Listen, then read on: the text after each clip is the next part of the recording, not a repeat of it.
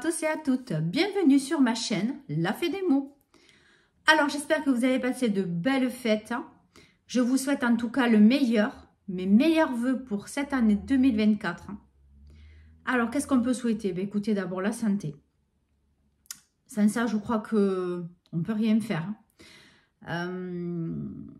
Évidemment, prospérité, joie, bonheur. Et puis, évidemment, de lire un maximum de bons livres. Alors, donc, aujourd'hui, on va faire un petit bilan de mon année 2023 de lecture. Et je vais vous donner mon top de mes lectures 2023. Allez, on y va, c'est parti. Alors, donc, cette année, j'ai lu 51 livres. Oui, je sais que ça peut paraître très peu, par rapport peut-être à certaines grandes chaînes qui arrivent à lire 100, 150 livres par an. Moi, j'ai un travail à temps plein. J'ai une maison, j'ai mon fils, mon mari. J'ai mon activité de micro-entreprise dans la fabrication donc, de bougies artisanales. Bon, je trouve que quand même, je lis pas mal. Donc, je suis à un rythme de 4 à 5 livres par mois. Voilà, en général, c'est vrai que je lis quand même pas mal de pavés. En général, oui, mes livres sont au moins de 300-400 pages en moyenne. Donc, j'ai lu 51 livres, dont, et en plus, donc 6 livres audio que j'ai écoutés donc en voiture. Oui, moi, ça ne me gêne pas d'écouter des livres audio en voiture. J'aime beaucoup, voilà, parce qu'il n'y a pas toujours de musique qui m'intéresse, ou sinon, j'écoute toujours un peu pareil. Mais c'est vrai que j'ai des périodes où j'écoute beaucoup plus de livres. Alors, donc... je vais vous donner mon top livre. Je crois qu'il y en a un petit peu plus d'une dizaine à peu près. Je n'ai pas classé par ordre parce qu'il y en a, c'est trop compliqué. Je n'arrive pas à donner une classe. Ils sont tous tellement bien que, ouais, il y en a forcément un ou deux qui sortent du lot, je vous le dirai. Mais après tous les autres, voilà, c'est vraiment des livres que j'ai adorés et certains des coups de cœur. Je n'arrive pas à dire 1, 2, 3, 4, 5. J'arrive pas. Alors, le premier, c'est un livre de Xavier Demoulin. Alors, est-ce que vous connaissez Xavier Demoulin, qui est un journaliste sur M6? Donc, j'ai réussi enfin, bon, ben, du coup, l'année dernière, en 2023, j'ai réussi donc à aller au Salon du Livre à Narbonne. Donc, voilà, il y avait évidemment ben, Xavier Demoulin, que je connaissais ben, un petit peu comme ça, voilà, de par son travail à la télé. Je ne savais absolument pas qu'il faisait des livres. Il y avait R.J. et Laurie. Il y avait Claire Favant. Il y avait qui encore de connu, je ne sais plus. Je crois que j'en mange un. Je ne sais plus. Alors, donc, à la base, j'y allais pour R.J. et Laurie. Voilà, vous connaissez tous voilà, ce roi du suspense britannique ou irlandais, je ne sais plus. Non, je crois qu'il est britannique. Il m'a dédicacé d'ailleurs son livre. Et... je connaissais très peu Claire Favant. J'en avais vaguement entendu parler, mais sans plus. Alors, j'ai pas trop osé aller sur son stand. Elle paraissait mais vraiment très sympathique en plus. Et je regrette amèrement parce que justement après, j'ai fait des recherches. Mais j'ai vu qu'elle était ultra connue. En France, elle est vraiment très publicitée. Je regrette amèrement, vraiment, de ne pas avoir été sur son stand et de ne pas avoir au moins fait une dédicace d'un de ses bouquins. Je râle, mais pas possible. Bon, bref, on ne peut pas connaître tout le monde au départ. Enfin, au départ, ça fait longtemps que je lis, mais il y a des auteurs encore même français que je ne connais pas vraiment ou très peu entendu parler. Donc, il y a tellement de choix de lecture d'auteurs. Enfin, mais c'est phénoménal, donc. On ne peut pas. Alors, peut-être que je sais, certains vont être choqués. Je ne connaissais pas franchement Claire Favant. Mais je n'avais pas encore eu le temps de me plonger dans ces lectures et essayer de donner une chance. Mais je promets cette année de le faire. Donc, je reviens à Xavier Demoulin. Alors, du coup, j'ai fait dédicacer un double livre. C'est La vie sans toi. Et ensuite, il y a une autre lecture que j'ai beaucoup aimée aussi. Les hautes lumières, quelque chose comme ça. Alors, donc, La vie sans toi, c'est l'histoire d'un couple. Donc, la mère a un boulot qui prend énormément de temps. Je ne sais plus ce qu'elle fait comme boulot. Le père est artiste peintre. Et donc, on sait qu'ils ont des enfants. Voilà. Ils ont une fille et un garçon. Mais, suivant voilà, le début du livre, on comprend qu'ils survivent à quelque chose. On comprend qu'il y a quelque chose de très lourd derrière, derrière leur vie qui est devenue un petit peu monotone, routinière. Et petit à petit, voilà, on comprend un petit peu par l'état psychologique de la mère, hein, par tous ces dialogues. On comprend quel est le drame qui les a touchés. Qu'est-ce qu'ils ont fait pour s'en sortir ou pas, hein, voilà, pour survivre en fait, en tout cas, voilà. C'est fabuleux, c'est beau, c'est touchant, ça m'a vraiment émue, ça peut toucher n'importe qui, et c'est très très bien écrit. Alors l'écriture est assez simple, il y a quand même quelques mots un petit peu soutenus, mais justement, ça va super bien dans ce livre, ouais, qui est vraiment percutant. C'est magnifique, magnifique et dur. Voilà, donc La vie sans toi de Xavier Demoulin. Voilà, donc chaque fois, je vous mettrai la petite photo du bouquin. Ensuite, évidemment, pour moi, la reine du thriller français, Karine Guébel. J'ai enfin terminé tous ces livres cette année. Donc, mon challenge a réussi. J'ai gagné mon challenge. Donc, j'ai vraiment adoré tous ces livres, mais il y en a quand même deux qui sortent du lot. C'est Ce que tu as fait de moi et Glen Afrique. Alors, Ce que tu as fait de moi, ça parle d'une jeune policière qui sort donc de l'école de police et qui demande une mutation assez loin de l'endroit où elle vit avec son mari et son fils, qui est très petit, qui est en bas âge. Donc, en fait, elle prend un appartement.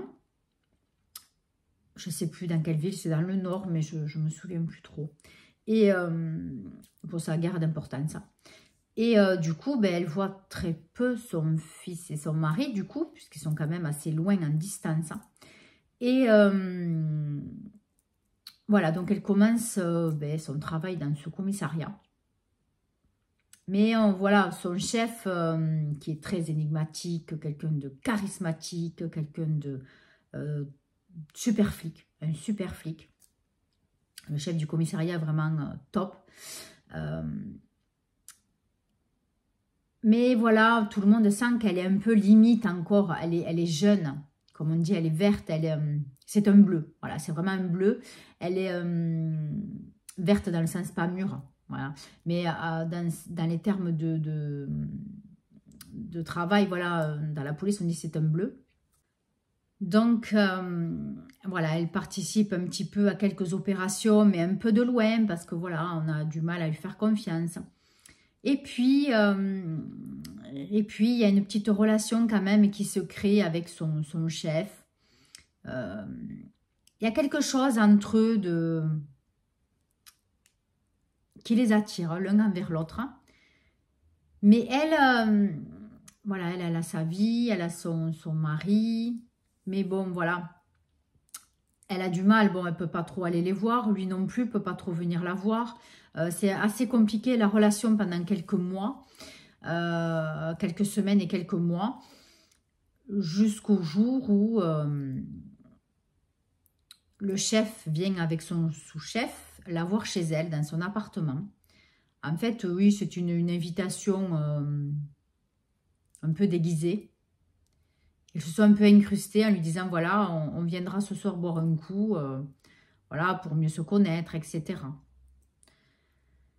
Et puis ça dérape. Ça dérape complètement. Enfin, c'est vraiment spécial. Je ne veux pas trop vous en dire parce que tout découle de là, de ce moment. C'est fort, c'est dur. Mais comment... Alors, moi le truc, voilà, je veux pas trop vous raconter, mais comment dans votre tête, dans notre tête, on peut se poser des questions à vous dire, est-ce que j'ai aimé faire ça? Est-ce que j'ai pas aimé faire ça? Est-ce que j'aime la personne? Est-ce que je l'aime pas? Est-ce que... où je me situe là-dedans? Alors, est-ce que personnellement, moi, j'ai une capacité d'analyse assez rapide, ou des choses qui se passent dans ma vie, j'arrive vite à analyser si ça me convient ou pas. J'ai du mal à rester dans le flou pour certaines choses. Moi, il faut que ce soit assez carré, assez, voilà, il faut que ce soit fixé. Voilà, je ne peux pas douter sur quelque chose pendant X temps, ça m'énerve, je ne supporte pas. Voilà, mais elle reste dans le déni, elle reste dans l'envie, dans la peur. C'est énorme, hein. Cette relation qui va se faire, c'est vraiment particulier. Et jusqu'à la fin, bon sang, mais jusqu'à la fin, c'est...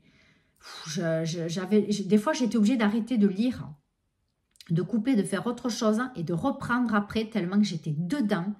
Mais c'était atroce. J'ai tellement aimé, mais c'est dur. C'est vraiment dur. Il faut les avoir accrochés, je vous le dis. Mais vraiment, j'ai adoré. Je ne peux pas vous dire ce qui se passe, sinon c'est nul, ça va...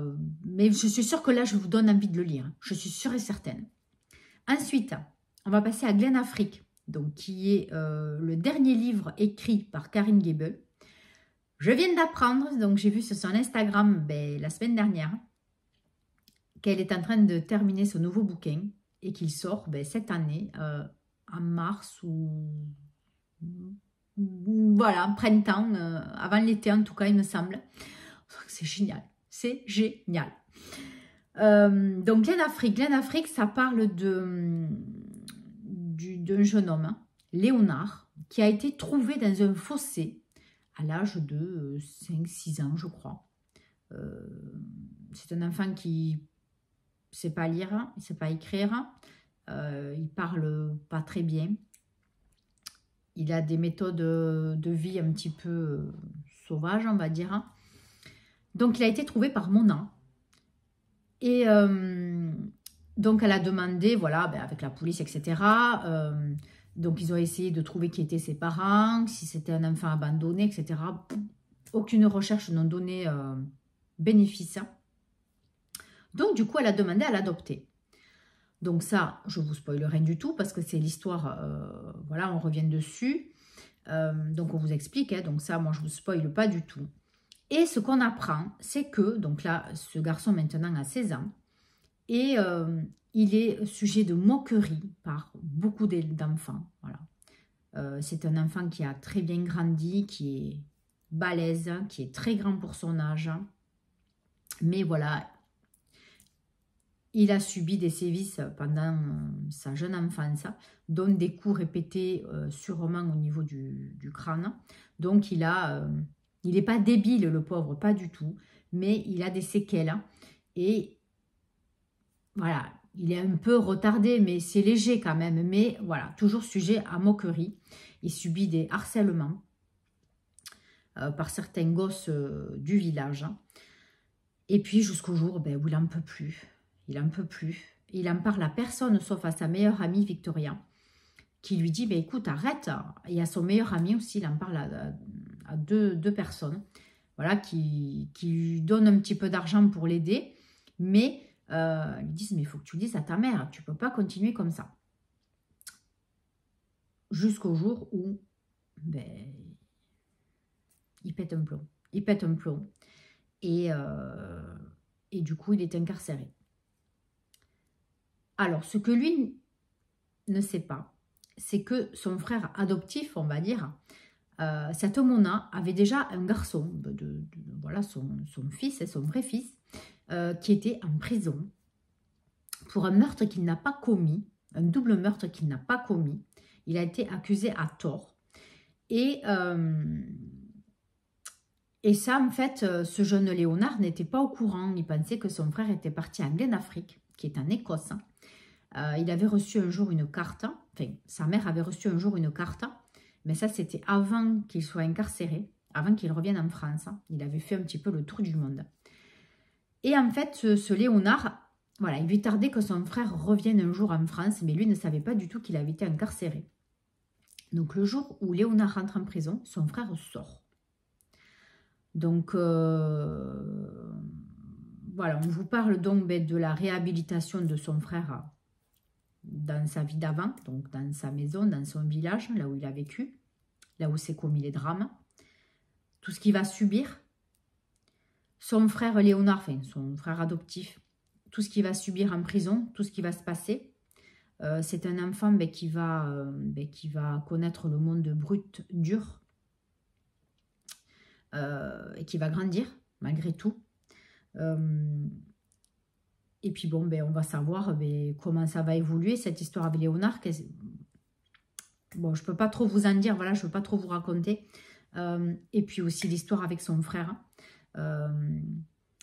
Ça va bouger, hein. Il est vraiment, c'est un gros pavé. Ça va bouger. On va savoir voilà, qui a assassiné ce couple. Donc, comment il s'appelle son frère déjà? J'ai un trou de mémoire.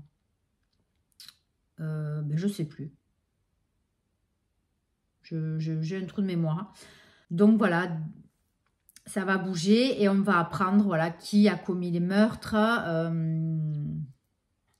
Voilà, c'est toute une histoire. Hein. Mais c'est très dur la vie de ces deux frères qui vont quand même être réunis et qui vont se retrouver âme sœur. C'est très très beau, mais c'est voilà. Des fois, il n'en faut pas beaucoup pour que la vie dérape. Hein. Et parfois, il n'en faut pas beaucoup pour que tout revienne dans l'ordre. Hein. Il suffit des fois d'une parole, d'un coup de téléphone. Hein. C'est terrible, terrible. Pour ce livre, rien que d'en parler encore, j'en ai... là aussi, il m'a fallu couper à des moments hein, la lecture. Hein. Parce que c'était tellement beau, c'était tellement dur à des moments, ce qu'ils vivent. C'est terrible. Voilà. Donc, je ne vais pas vous parler pendant un quart d'heure de ce bouquin, hein, mais j'ai adoré, adoré. Ensuite, on reste un peu dans le même registre. Hein. J'ai découvert Jack Giaccoli, qui a fait quelques livres, là, qui est apparemment, c'est un policier belge, chose comme ça, et qui fait des bouquins. Donc, moi, j'ai lu La Catabase. Hein. Je crois que c'est son premier livre, il me semble. Et là aussi, c'est percutant. Hein. C'est sur une enquête, pareil. Alors, il y a des meurtres qui sont commis. Donc, on essaie de comprendre qu'est-ce qui se passe. Et évidemment, voilà, il va y avoir des machinations. Et dans ce bouquin, ça me rappelle un autre livre que j'ai lu. Je crois que c'était de Cédric Sira. C'est un peu une histoire avec des gens qui sont tués et des personnes les regardent. Voilà, c'est fait en vidéo. Voilà, des gens payent pour voir un meurtre. Hein. Et franchement, c'est très, très, très bien fait. Mais vraiment bien fait. C'est très bien expliqué. On a bien le déroulement de l'enquête. Hein. Voilà, moi, j'ai vraiment bien aimé. Mais c'est vrai qu'il me fait penser un petit peu à un des livres de Cédric Sira. Je ne sais pas si c'est pas La Saignée. C'est pas Vindicta. Je crois que c'était La Saignée, il me semble. C'était un petit peu le même style. Mais c'était très, très bien. Ensuite, ça, c'est un coup de cœur audio. J'ai écouté Les 7 maris d'Evelyn Hugo, écrit par Taylor Jenkins Reid. Alors, ça fait fureur ce bouquin, en début d'année dernière. Mais j'ai attendu pour le lire, hein, enfin pour l'écouter, parce que à la base, je voulais le lire, mais j'ai tellement de pales e-book, donc déjà sur ma liseuse. Et après, ma palle physique aussi, matérielle, est quand même assez encore conséquente, même si j'en ai liquidé pas mal. Voilà, je me suis dit, voilà, il faut bien que j'écoute des bouquins, à la limite, comme ça, ça me fait gagner du temps et je peux quand même les lire, voilà, les écouter. Donc, Les 7 maris d'Evelyn Hugo, ça parle d'une jeune actrice, hein, enfin, d'une jeune fille qui veut devenir actrice, hein, ou qui le devient un peu en fait par dépit au départ, par amusement, et qui en fait se retrouve être une star du cinéma hollywoodien. Donc on a tout, voilà, on a toute sa vie qui passe, et ses déboires, hein, ses mariages. Hein. Donc, elle a eu énormément de mariages. Elle s'est mariée 7 fois. Voilà. Et on a toute sa vie qui passe. C'est magnifique. Mais j'aurais jamais cru que ce livre me plairait. Je me suis régalée. J'ai même pleuré. C'est beau. Mais c'est beau. C'est excellent. Vraiment. Alors, le monde du cinéma, on n'y rentre pas spécialement dedans. Parce que moi, j'avais peur, voilà, d'être un peu saoulée par ce monde-là. Ça ne m'intéressait pas trop. Mais l'auteur, vraiment, enfin l'autrice ne rentre pas vraiment dans ça. On parle un peu, oui, de ce qu'elle va faire, si elle fait des films, quand elle tourne ou pas. Mais c'est pas tellement ça qui est le fond de l'histoire. C'est sa vie. Elle raconte sa vie. Donc, en fait, voilà, elle choisit. Donc, elle est en fin de vie. Enfin, en fin de vie. Elle est très âgée, on va dire. Hein, et elle décide de raconter sa vie, mais à une seule personne. Une jeune fille qui est journaliste, pas très connue, pas très en vogue pour l'instant. Elle décide de raconter sa vie qu'à elle. Voilà, donc elle lui dit, je veux bien vous raconter et que vous écriviez mon livre et l'éditer, et tout l'argent des bénéfices, ça sera pour vous. Ça ne sera pas pour votre boîte de journalisme, ça sera que pour vous. Donc la fille, elle ne comprend pas, elle lui dit, mais je ne comprends pas, on ne se connaît pas, pourquoi moi qu'est-ce que j'ai fait, on ne se connaît pas, on n'a pas d'amis en commun. Elle dit, écoutez, si vous acceptez, vous saurez à la fin de ma vie, enfin à la fin de mon histoire, vous saurez tout de ma vie et vous comprenez pourquoi je vous ai choisi vous. Mais je ne veux pas vous le dire maintenant, il faudra que vous attendiez que je vous finisse de vous raconter ma vie. Bon, ben de fil en aiguille, elle dit oui, non. Bon, puis un jour, elle dit, bon, ben elle est ok. Et voilà. Donc, on sait en effet, mais presque vers la fin, pourquoi elle l'a choisi elle. Hein. Mais c'est magnifique. C'est une très, très belle histoire. Hein.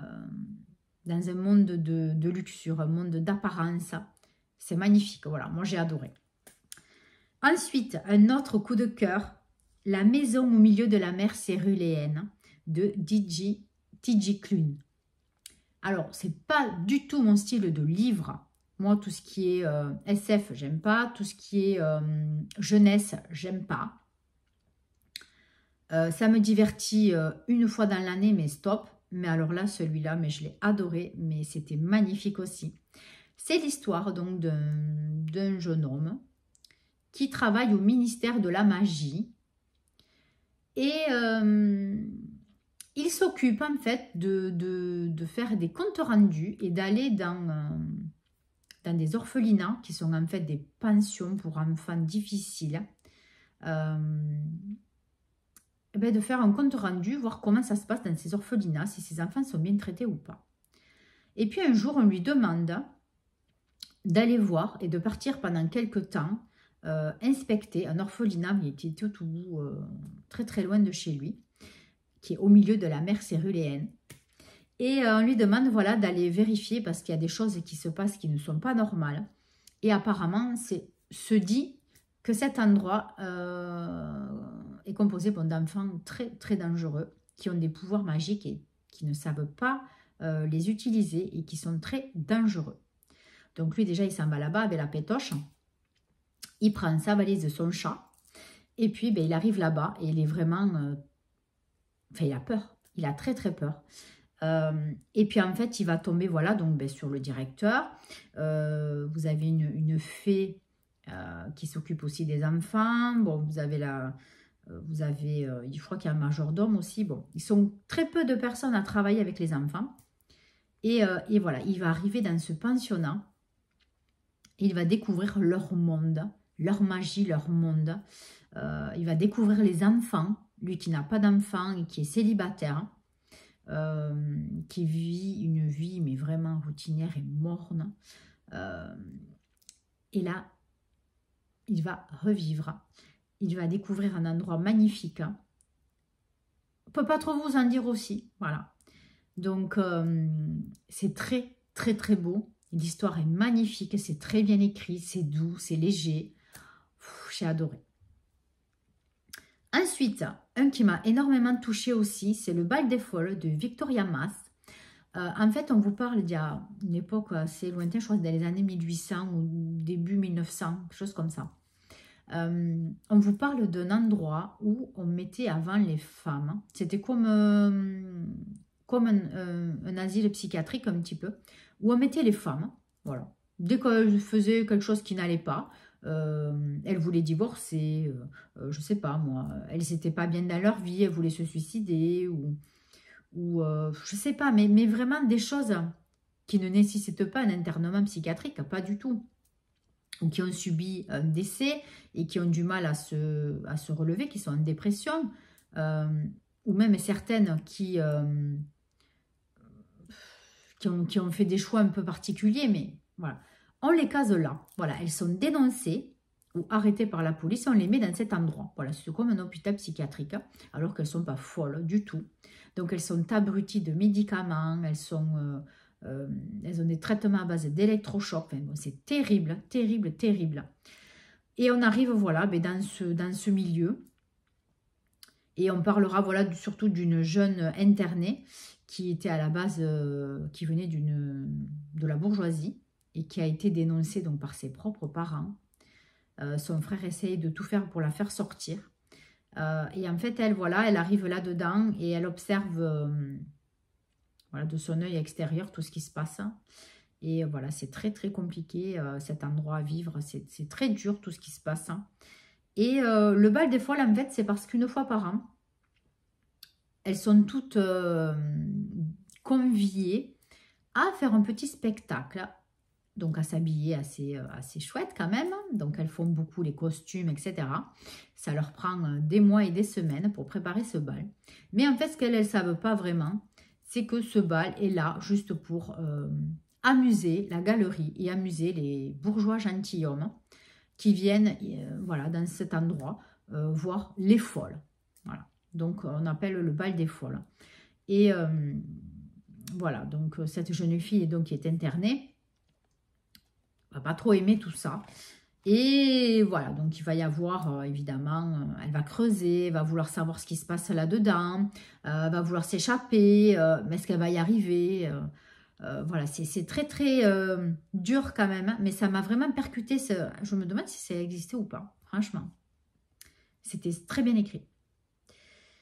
Ensuite, un autre aussi qui m'a percuté, mais alors un coup de cœur aussi, c'est Seules les bêtes, hein, de Colline Neal.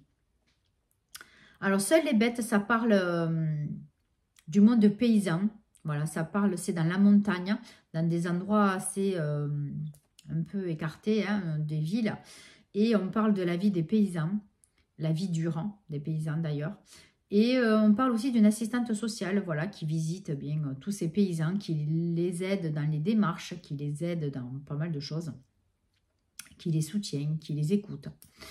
Et voilà, donc on va parler de cette assistante sociale et puis de meurtre. Hein. Voilà, il y a des gens qui ont disparu. Et voilà, tout le monde va être un petit peu relié dans tout ça.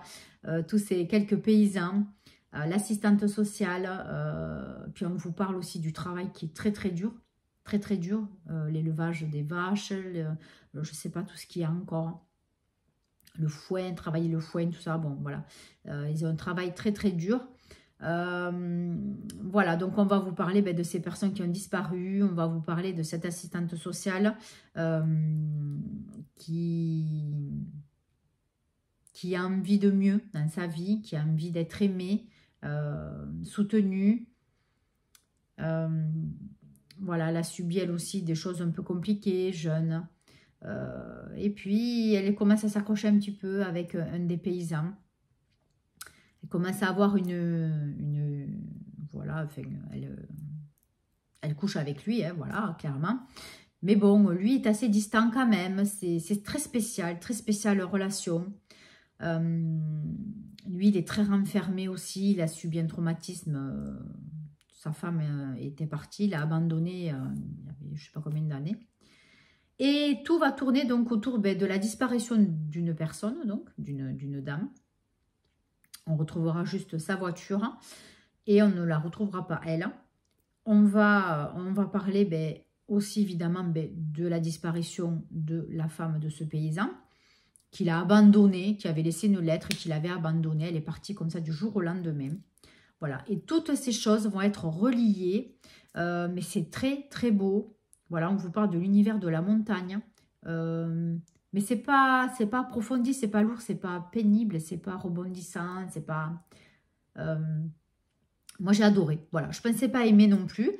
Mais cet univers-là, ben, écoutez, c'est très intéressant. Bon, à un moment donné, ça part un peu en vrac. Il y a des choses qui se passent, ça part un peu bizarre. Mais voilà, il faut rester bien accroché à la lecture. Et franchement, la fin est incroyable. Je n'aurais jamais cru une fin comme ça. C'est vraiment très particulier. J'ai adoré aussi. Vraiment, c'est magnifique. Je vous le conseille. Ensuite, j'ai écouté Surface d'Olivier Norek. Alors, je voulais à tout prix lire cette année un Olivier Norek. Ben, je n'ai pas pu le lire, je l'ai écouté. Il dure pas mal d'heures. Et il est très, très, très bien. J'ai adoré. Alors, je ne sais pas. D'après ce que j'avais compris, c'était le meilleur d'Olivier Norek. Après, les autres étaient un petit peu moins bien. Bon, à voir. En tout cas, c'est le premier. Je suis très contente de l'avoir écouté. J'ai adoré. Donc, on parle d'une super flic qui est en mission stup. Et elle est touchée au visage. Voilà, on lui tire dessus. Elle est gravement touchée au visage. Donc, du coup, voilà, hospitalisation assez longue, etc. Et quand elle sort, ben oui, elle a le côté du visage qui est très, très marqué. Elle est défigurée d'un côté. Donc, du coup, ben, son entourage, c'est un peu compliqué. Son compagnon, qui était son compagnon aussi de travail, ben, l'abandonne un petit peu.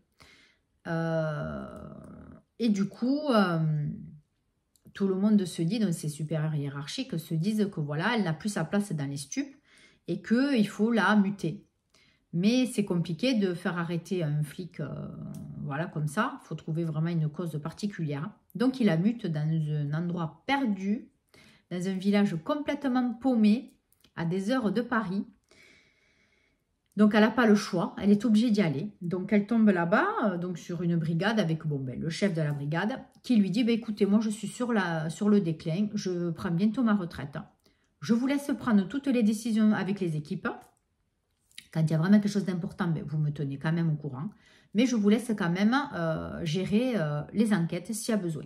Voilà. Donc elle, bon, déjà, ça lui fait du bien. Elle voit que les gens la connaissent sans ne l'avoir jamais vue, parce que bon, son histoire a fait le tour de toutes les gendarmeries de France. Donc elle est vue là-bas comme héros. Voilà. Donc ça lui fait du bien, ça lui fait chaud au cœur. Et puis elle voit qu'on ne la juge pas par rapport à son état physique. Et voilà, c'est très très bien pour elle. Bon. Puis bon, petit à petit, elle apprend un petit peu à connaître. Elle n'est pas censée rester longtemps. Je crois qu'elle doit y rester un mois ou deux, enfin quelque chose comme ça, mais vraiment pas longtemps. Donc, elle ne veut pas créer d'amitié avec les gens avec qui elle travaille, puisque pour elle, elle va bientôt revenir à Paris. Elle va bientôt intégrer de nouveau son équipe. Mais bon, ce qu'elle ne sait pas, c'est que tout le monde lui met des bâtons dans les roues à Paris. Ça, je ne spoile pas, c'est vraiment dans le bouquin dès le début, on le comprend rapidement. Et du coup, qu'est-ce que je disais? Oui, voilà, donc elle ne veut pas créer de lien. Mais bon, elle s'intéresse à la vie des habitants et puis elle apprend que bien ce village là où elle est a été anciennement ailleurs, quelques kilomètres plus loin, et a été englouti, je ne sais plus comment ça s'appelle, quand on noie un village pour en recréer un autre ailleurs. Et en même temps, bon voilà, il y a des enfants, voilà, il y a des enfants qui avaient disparu, il y avait, je ne sais plus, peut-être 20 ans, 15 ans, 20 ans de ça. Donc voilà, elle commence un petit peu à s'intéresser un petit peu à ce qui se dit sur tout ça.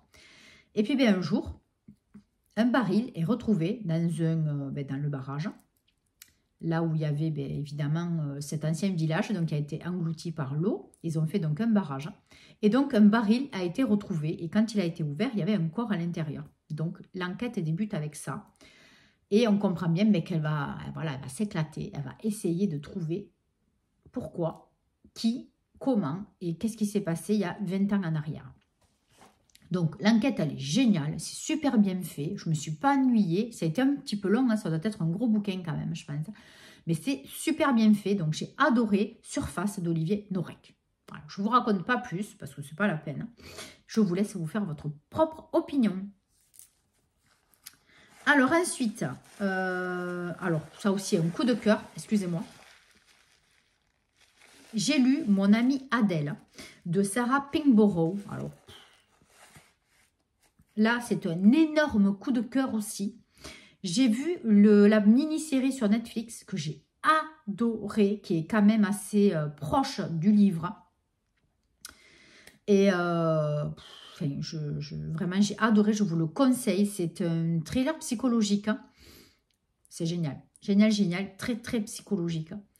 On parle d'une jeune personne qui se fait amie avec la femme d'un homme avec qui elle a couché. Et c'est vraiment un thriller psychologique. C'est très... comment vous dire, on rentre dans les méandres du cerveau. Je ne veux pas trop vous en dire, mais oui, elles deviennent amies. Mais après, voilà, on comprend pourquoi elle a été internée étant jeune. Et il y a plein de choses qui découlent de ça, en fait. Je ne veux pas vous en dire trop parce que, franchement, je vais spoiler quoi que ce soit. C'est trop compliqué. Après, mon amie Adèle, je vous le conseille. Je ne peux pas trop vous dire. Hein. J'arrête là, ouais, parce que je vais dire des bêtises et je vais vous spoiler. Ensuite, Celle qui criait au loup de Delphine Saada. J'en avais entendu parler par Séverine de la chaîne Il est bien ce livre. Hein. Franchement, je savais de quoi ça parlait. C'est assez... alors, c'est dur, hein, c'est un thème dur, l'inceste.